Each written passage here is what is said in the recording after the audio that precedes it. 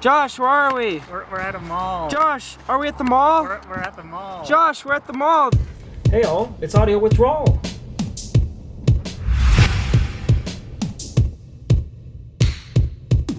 So, we came upon a really interesting facet of culture, combining nostalgia, aesthetic, art, and the human experience.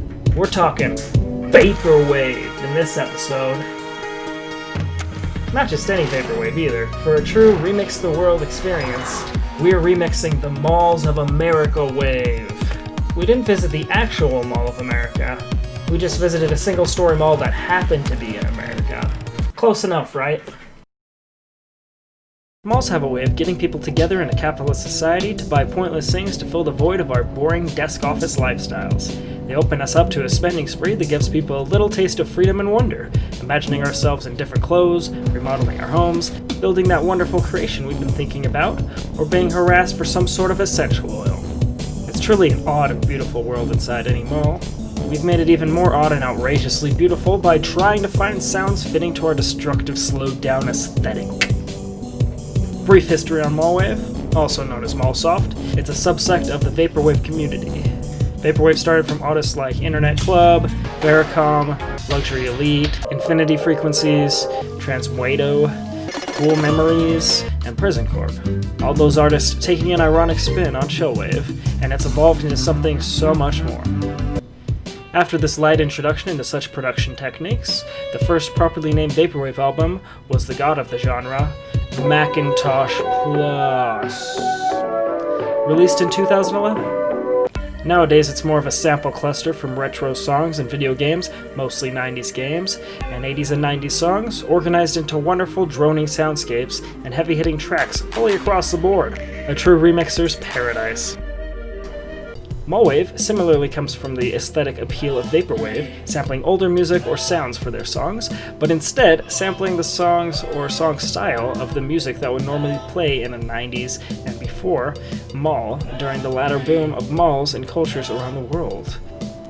Added with mall ambient atmospheres in the background sometimes to build aesthetic of being at a mall. Physically, in a mall. Imagine it. Imagine a store with the shopping convenience you want. Alternatively, it's been used to depict a futuristic mall scene of what's to come in our frivolous futures. Honestly, all of that backstory is just scratching the surface on the deep-rooted genre, but for our mall wave tracks, we just came up with what we know and scoped out a local mall on the weekend. That was way back when, before the Rona broke out. A few stores definitely stuck out when we got there, like the Lego store. Let's get like shaky boxes. Spencer's Gifts, Yankee Candle, Build-A-Bear, Build-A-Bear. Build-A-Bear, Build-A-Bear, Build-A-Bear. Build-A-Bear. Build-A-Bear. Sears, the Container Store, you know, the classics when you go to a mall. But we hit as much as we could just to get that pure mall experience, and even some non-mall exclusives for good measure. First, we got some shakies, clicks, clacks, and epic shots at the Lego store. I want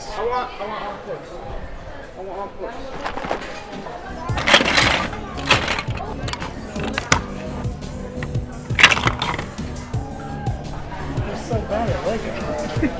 How could you be that bad? These are the junior ones too, man.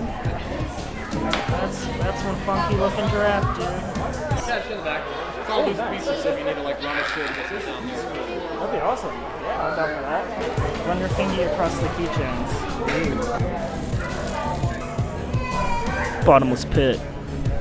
Oh, doing some Foley work today? Yeah. We're gonna remix it. Vaporwave. Love it. You guys have like a SoundCloud or something? I just have a YouTube channel. Dude, pose with the Lego boy. Sick shot. Dude, Minecraft. Next, we wandered over to the Container Store to get some great percussion. Along the way, we ran into some random folks and decided to use that as well. Sorry. Just running into people.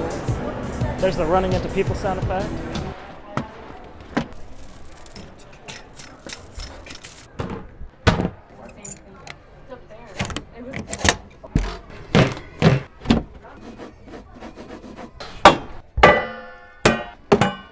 We're here for memes, like, come on, get stuff.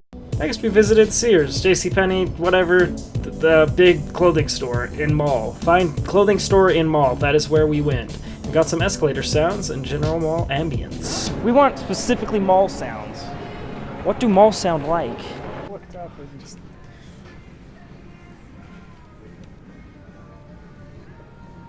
Cool shot.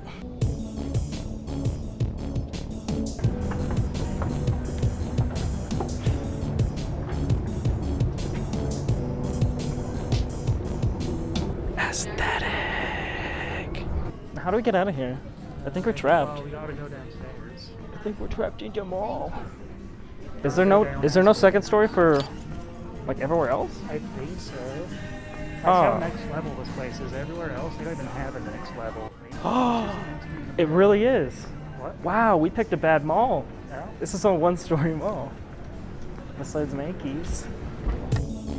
After that, our heart was set on Build-A-Bear to get some soft and fluffy ear noises. Build-A-Bear unicorn. Hello? Hello? He's dead. Oh, yeah. Cotton machine? Too pushy? This is the cleanest table in the mall. Maybe got half a sound effect out of that. That's not canon. Back to mainframe. I will hack Build-A-Bear. I'm gonna hack all the bears, dude. Next, Josh hacked into the mall and tried to take it over. Or get us kicked out. Whichever would come first. Whoa. It's 9-dimensional. Dude, you broke the game. Off machine. Do I? In this episode, Josh gets us kicked out for hacking into the V8 machine, the V9 machine. Sorry.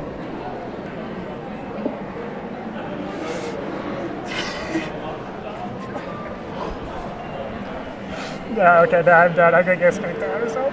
It's just at a desktop now. What? The kiosk. I swear I didn't do that. Someone saw you messing with it, like, I want to do that. You broke it.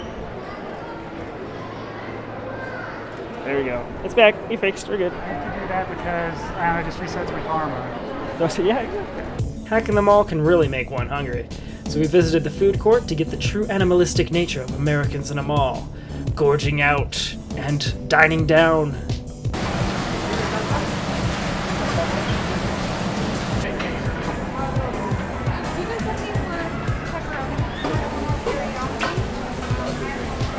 After smelling all the wonderful foods of the mall, we decided to go for some more smells at the Yankee Candle. Yankee Candle. Yankee Candle. Midsummer's Night's pretty chill. Just no. And what visit would be complete without a run on a Spencer shop or Hot Topic for all your wacky wares?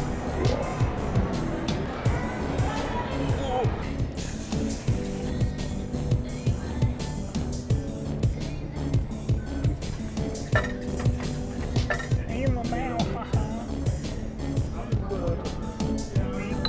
Legalize it. Dank weed, legalize it.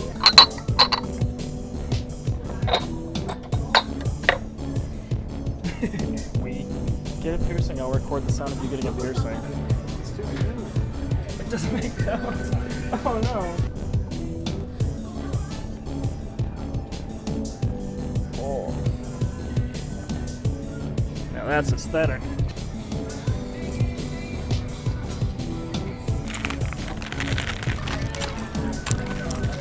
Fucking vibes, dude. We tried to hack into the Apple Store, but Josh forgot the password. It was case sensitive, so I gave him a pass. But we couldn't get in since the line was so comically long. There's a line for the Apple. There's nothing going on. There's just always a line for the Apple Store for some reason. You just walk right in there. There's no consequences. You just storm the gates. Yeah. Bye, Apple. Oh, the new iPhone. After the stores, we felt we got our fill, but got a few extra bits for good measure. That's about it. You need a Magnum Fun for my Magnum car. There's no pedals, it's broken. Bye, Fancy Play Small. Bye, Cream Barrel. Bye, Josh. Then we left and died via reckless parking lot drivers. Here's the sound of getting hit by a car. Watch this. With all this golden footage, we compiled it into some aesthetic. Okay, so here's pretty much what we did. First thing you want to do when you're making a track like this, you're not doing a Remix the World project unless you start with about 400 layers. So we got 378, that's close enough. Basically, I took all the recorded footage we had, organized them out, and made samples from them to be played out on a keyboard. And here's a few samples of that.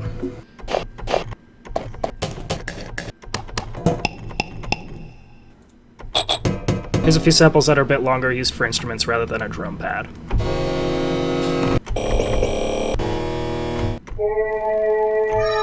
Then, after creating all those layers, we just put together a song structure with normal instruments. First track's totally original, second track's based off the song that we heard at the entryway of the mall, Love Train. We slowed it down a bit to simulate vaporwave, and redid kind of the instrumentation there. The third track, that one was never finished, but here's a real short clip, just kind of showing what we were going for.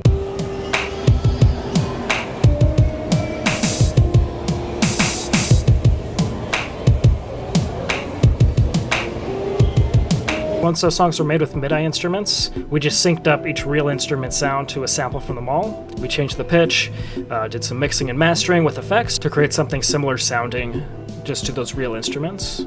So we had some EQing, de-esser, metalizer, revelation, stuff like that, so reverb and then different sounds that make it sound distant. Then to each of the tracks we added some mall ambient sound. Some of it was actually recorded, some of it was just kind of taken from a sample library. Here's a quick preview of that. Adding the shopping mall ambience just kind of puts you kind of in that space and adds that extra layer of depth and puts you in the mall wave aesthetic realm. Then we just went back through each of the sounds, and since they're new tracks on their own without those MIDI instruments, we redid the EQ and added some extra effects, some saturation, reverb, flangers, things of that nature, just to make them a song of their own, especially the track that we sampled for Love Train. We just totally redid that pretty much. Then once everything was mixed and mastered to tone, we added any extra effects on top of it to degrade it like it's coming out of a mall speaker. That was done with the final track, the final mix down, some saturation, compressors, brick wall limiters, had a flanger, sounded too weird and spacey and back and forth, so got rid of that. And here's a sample. This is kind of what they came out as. So, hope you enjoy. We want specifically mall sounds. What do malls sound like?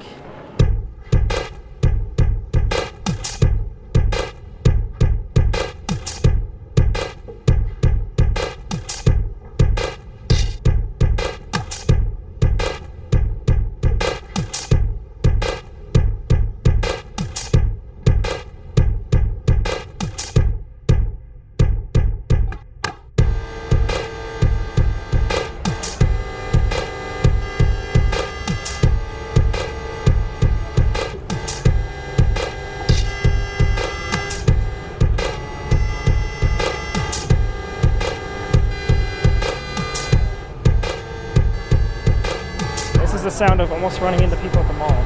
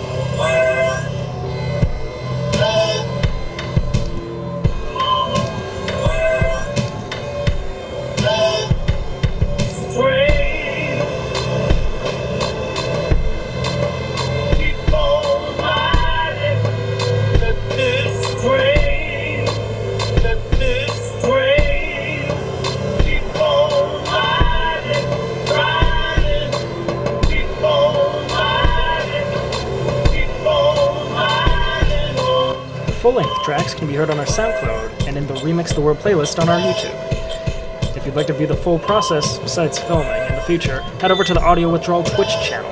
Feel free to check out our other links as well in the bio for updates on Twitter, view the Instagram for a bit of behind-the-scenes action, and please consider supporting us on Patreon to free up more time to work on projects. Like and sub to support the channel. Stay safe, wear a mask, wash your hands, and keep on creating.